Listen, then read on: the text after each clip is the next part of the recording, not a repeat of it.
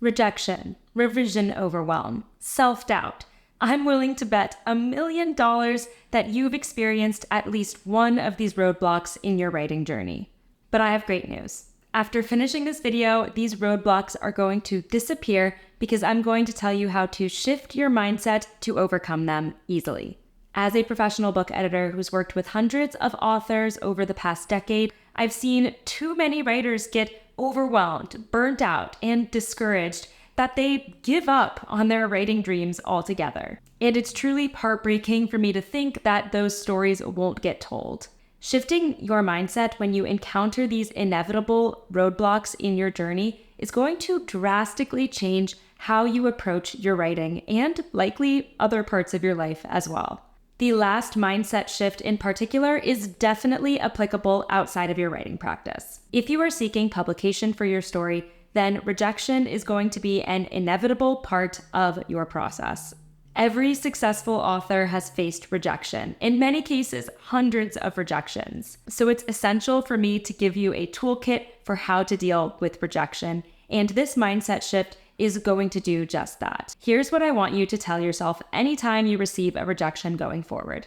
Rejection isn't a failure, but a stepping stone. If you are pursuing traditional publishing for a book, then getting rejections from literary agents or publishing houses can feel like one closed door after the next. It may feel like you're getting further and further away from your goal of seeing your book on the shelf. But realize that you are actually in the process of putting yourself out there and getting rejected, getting closer to your dream of seeing your book published. Remember that if a literary agent or a publisher rejected you, then they ultimately weren't the best match to champion your book and bring it into readers' hands. Finding an agent and publisher is not dissimilar to dating. So with every rejection, you're actually getting closer and closer to finding that perfect fit and that publishing partner that is going to love your book as much as you do and see the potential in it to really move and inspire readers. And even if you ultimately decide to go a different route with your publishing plans, then going through these rejections is still helping you get closer to making that decision. Anytime a rejection is getting you down, just remember how subjective this industry is. Many authors actually pride themselves on how many rejections they've received throughout their writing career, because to them, it is a testament to how much resilience they've built and how they are putting themselves out there.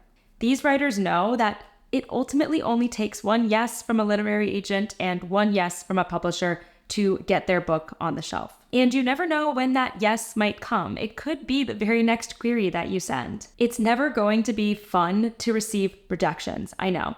But try to get to that point where the rejections roll off your back and they don't emotionally affect you, because you see and you understand that they are stepping stones. It might feel impossible now, but I promise that you can absolutely get there.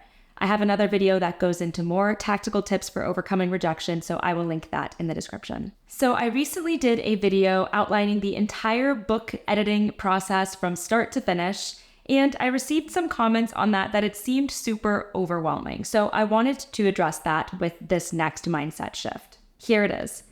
Revision doesn't mean my story is bad, but demonstrates how strong it can become. This specific mindset shift is near and dear to my heart as a developmental book editor. I can tell you, I don't know of a single author who has written a first draft and it was absolutely perfect and error-free. Just like chefs trial dozens and dozens of recipes before they nail the perfect balance, making your book as strong as it can possibly be requires multiple drafts and multiple rounds of revision. This process does require patience and endurance, and I've seen too many authors get what I call revision overwhelm and give up before even really giving their book a shot. Sometimes they get stuck on a particularly hard revision that they just can't figure out how to execute. Or they just get tired of working on the same story for months or years on end. So they give up or call the story good enough before it really is ready. If you query or self-publish a book that you know could be stronger, you might end up disappointed down the line. If literary agents don't express interest in working with you, or if you don't sell as many copies of the book as you intend to.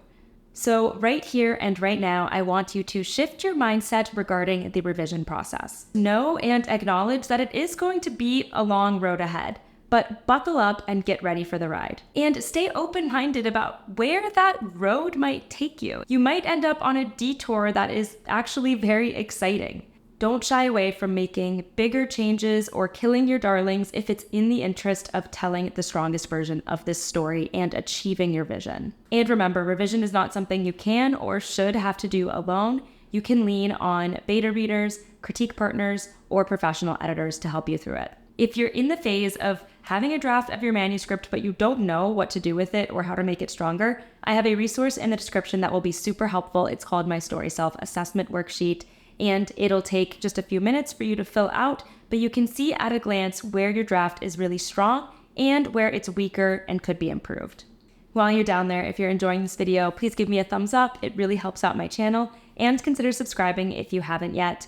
Every week, I post new videos, either with tactical writing advice like today's video, or I talk about the publishing industry since that is my professional background, and I'd love to have you join us. This is the mindset shift that's going to change your life outside of your writing practice. It's something that I personally have tried to adopt. Here it is. External validation is great, but I must believe in myself to succeed. So many times authors measure up their worth against sources of external validation. That could be positive reviews, or an award, or reaching a bestseller list. But ultimately, this cycle of seeking that external validation is not sustainable. And you need to intrinsically believe in yourself to be the strongest writer, the strongest person you can be. Many authors deal with imposter syndrome, which is the inability to see one's own worth, even if others see you as successful or talented. You just don't believe them when they tell you these things. It can be so hard to overcome, but try to be mindful of when you are falling into these spirals of negative thoughts. If you are constantly thinking negatively about yourself, about your story, about your abilities as a writer, then you're likely going to set yourself up for failure. The last thing you want is to create a self-fulfilling prophecy where you end up failing and not reaching your publishing goals because you told yourself from the beginning that you would fail and not reach those goals. I know that makes a lot of sense in theory, but is so hard to put into practice. So here are some tangible things you can do to actively work against self-doubt. Celebrate every small win along the way. Say you get a full request from a literary agent or positive feedback from a beta reader. Hold on to those moments. Savor them and let them be assurances that you are on the right track, even if you aren't ultimately where you want to be quite yet. You can even keep a private brag book where you write down all of these positive responses that you got to remind yourself of this moment. And anytime that you feel that self-doubt or imposter syndrome start to creep up, remind yourself of the mindset shift. External validation is great, but I must believe in myself to succeed.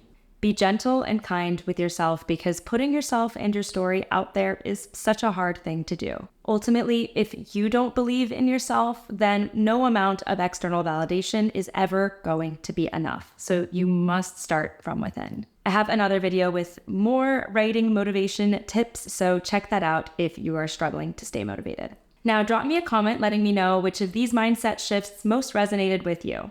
And before you head out, don't forget your free story self-assessment worksheet waiting for you in the description. You will also see a link to check out my newsletter website, Chapter Break.